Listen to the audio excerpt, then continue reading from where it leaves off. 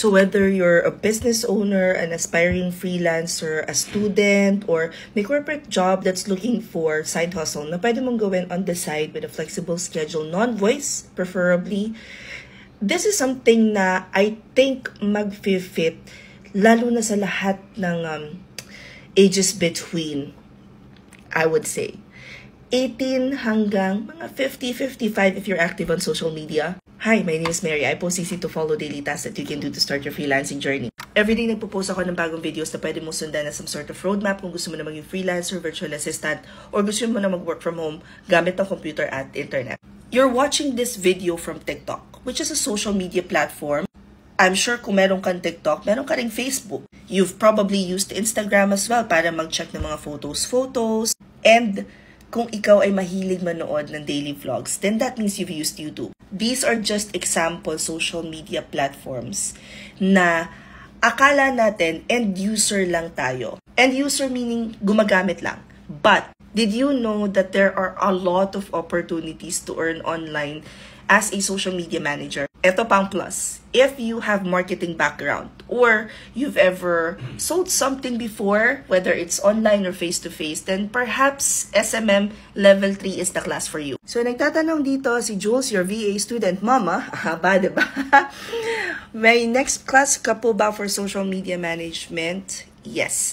And that's this coming Sunday. It's 1 till 9 p.m. So, kung marunong kang gumamit ng Facebook, Instagram, TikTok, YouTube, yung mga platforms na na-mention ko, plus other social media platforms like Twitter or yung bagong bukas na Threads.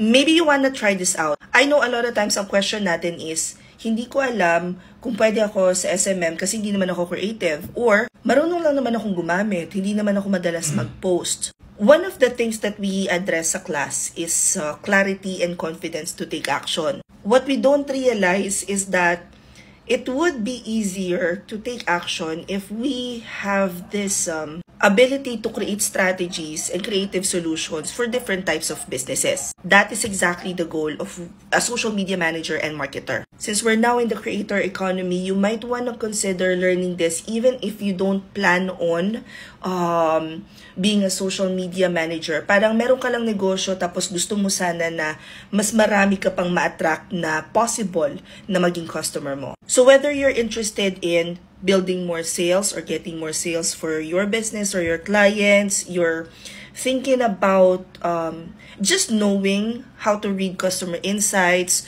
or perhaps you're here because you want to start building a community for whatever purpose it may serve sa business mo, you really need to learn social media management. That and more, i-discuss sa social media management and marketing class namin, which is a level 3, which means may internship na pwede nyong gamitin at idagdag sa portfolio ninyo. Again, this one is closing na. So if you guys are interested to enroll, the class is on Sunday 1 till 9 p.m. If you guys wanna enroll, just click the link in my bio. Kung nasa Instagram naman kayo, click nyo lang to. Kung nasa Facebook ko naman kayo, check nyo lang yung caption. At kung nasa YouTube kayo, description box lang. Ilalagay namin doon yung direct link. So in case na hindi mag-work yung mga links sa TikTok at saka sa Instagram, i-check nyo na lang sa Facebook, YouTube, yung link, okay? You would either be taken to a Google form or baka dalhin pa kayo dito sa lugar na to. So, i-click nyo lang SMM Level 3. Nandyan na siya, 999 pesos. Kasama na dyan yung live session sa Sunday. I-record din yon in case na may mamiss kayo or gusto nyong balikan. And after nun, you guys will also be added to a Google Classroom where you guys will be guided para sa 2 weeks na internship ninyo. Now, keep in mind guys, na ang certification namin is a process. After ng live na training, you guys will have your internship and then magkakaroon tayo ng application book session. Pagkatapos, makaka-receive kayo ng email for the final activity which you guys will be given maybe about 2 to 3 weeks. Doon nyo na din makikita kung paano i-schedule yung mock interview which is your one-on-one with me. After the mock interview, pagpasok na sa Panlasang Pinoy, that's the time that you will get the certificate. I hope this covers everything, but if you guys have any questions about this class or any other class that we have open, i-comment nyo lang siya dito or follow for more work from home chismis. See you at the classroom!